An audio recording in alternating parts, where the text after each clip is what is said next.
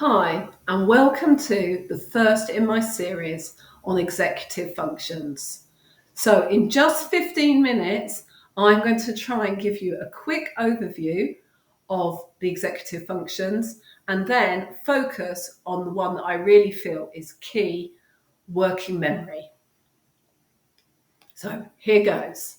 So, as I say, I'm going to talk a little bit about executive functions and what they are, and then most importantly, the signs of working memory difficulties, which I'm sure you all recognise, and then most importantly, what are the practical strategies we can put in place to help.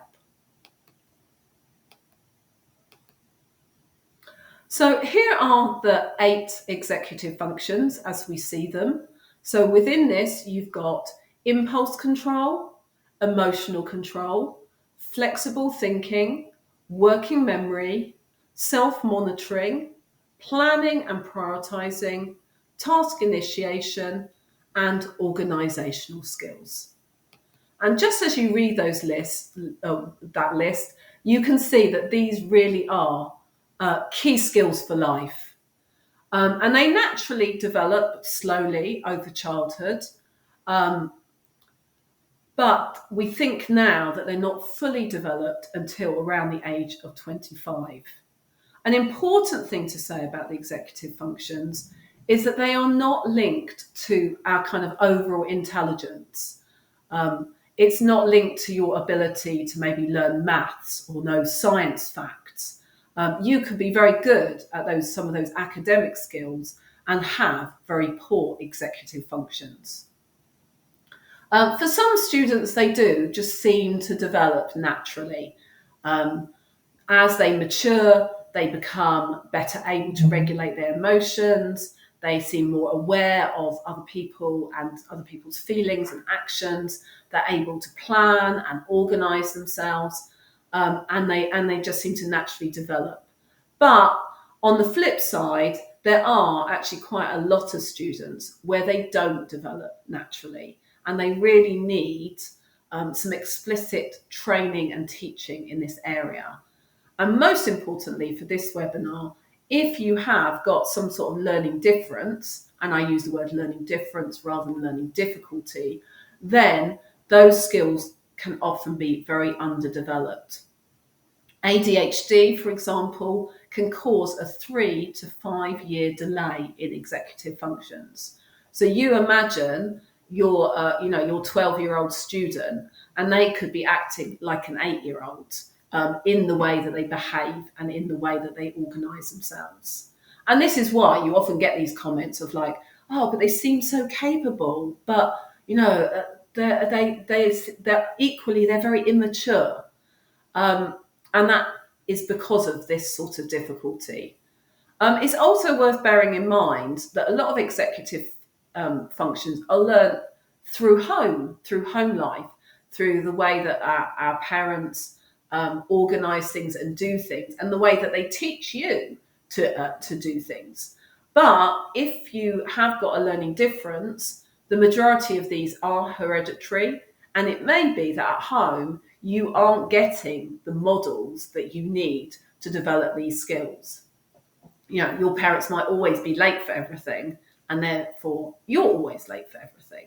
So that just bear that in mind when you're thinking about these executive functions. So the reason I'm focusing on working memory today is because it probably is the most common learning difficulty. And it is common to the main learning differences like dyslexia, dyspraxia, ADHD, and autism.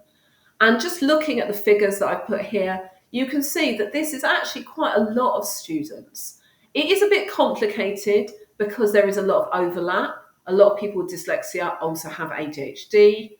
About 90% of people who have ADHD have another learning difference or learning difficulty. And then autism, while it affects less children, also can have difficulties in these other areas. And slow processing, it can also affect the working memory, because if it takes you a long time to process information, then the amount of time you've got it in your working memory is affected. And working memory can just be a difficulty on its own as well. But it is, if you think about it, it is quite a lot of children we're talking about. And I love this cartoon because I think it kind of encompasses what working memory difficulties are all about. Though, having said that, you'll see that this is just one of the difficulties of working memory.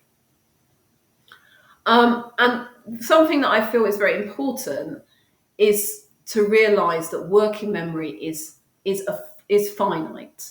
So within each child or each adult, your working memory is only a set amount of time. It could be 3 seconds, it could be 6 seconds, it could be 20 seconds. But once your working memory is overloaded, that is it. You can't improve it through practice. There are various programs online that claim to improve working memory, but it's been shown quite recently that actually they don't really transfer to everyday life. So yes, you improve your skill within that particular task, but it doesn't really transfer to other things that you might be doing.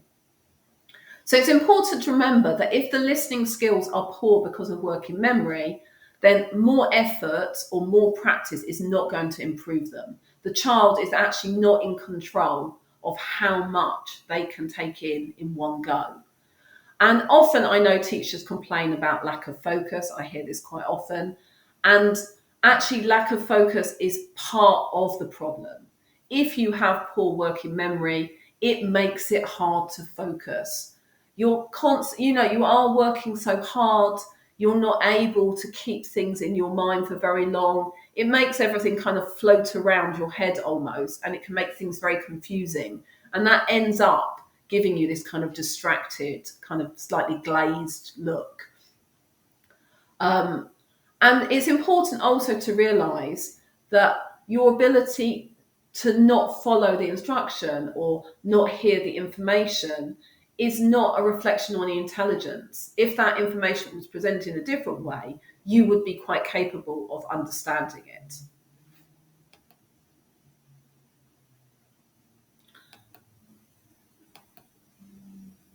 So what does research say? I'm going to go through this bit very quickly because I want to have time to say the signs and the practical bits. But working memory is definitely something we use all day, every day, and particularly in the school context. Many activities are very heavy on the working memory. And it's interesting that many teachers don't really identify those students who have working memory. They see it as a different problem. So that's something to bear in mind.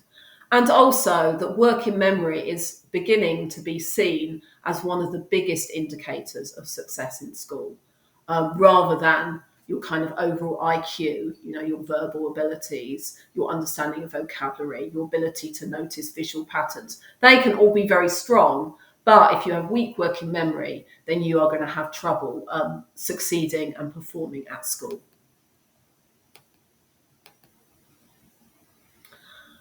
So you can see one of the reasons that working memory has such an impact on students at school is that you literally use it all day, every day. When teachers are explaining things, when you're writing, when you're reading, when you're trying to work through a task, you're expected to learn new vocabulary, and then just learning things long term can be hugely challenging. If you can't keep something in your mind long enough to process it, then that information is going to be lost. And even the social aspect, and people forget this, is affected. It's very hard to actually follow a conversation, particularly when there's lots of people, if you have working memory difficulties.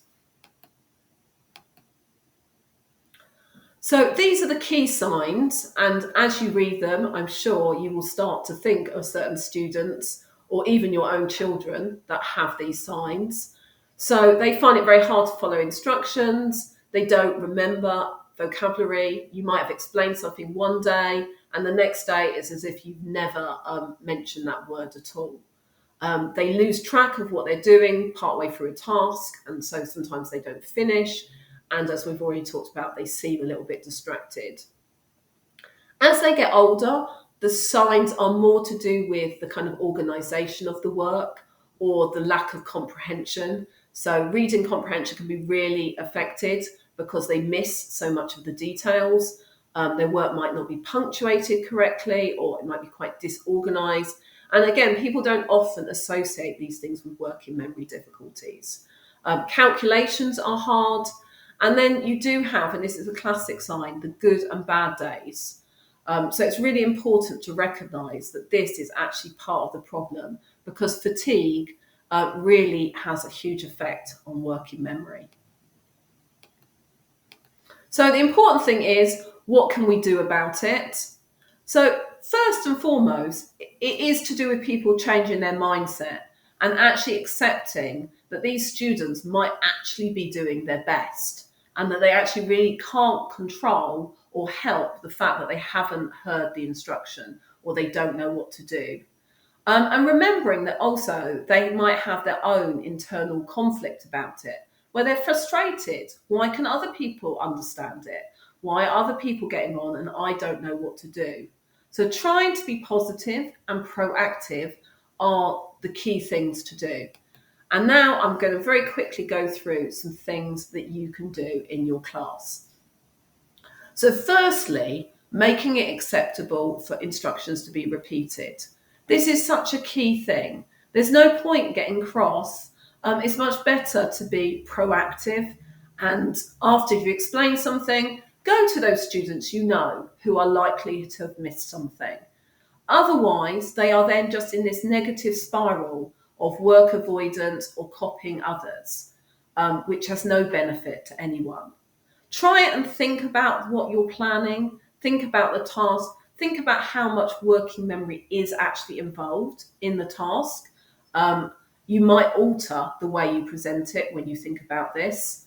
And then providing visuals, providing checklists, worked examples, notes, but as hand-on copies. Having it on a screen often doesn't really translate into being a benefit for them. And it's not cheating. Just because they didn't follow it all when you were talking, having it there in front of them, the learning can still take place. Pre-teaching is the one that I really, really want to push, because working memory is most challenged when you're learning something new. So having that fresh information, it's very hard to process. You can liken it to when you're listening to a conversation. If you know the topic, you follow it much more easily than if it's something completely new. So just by providing diagrams, text, videos, and they can be posted on something like Google Classroom prior to the lesson, just having those heads up can mean not that the child is bored in the lesson, but actually they're able to access much more of what's going on.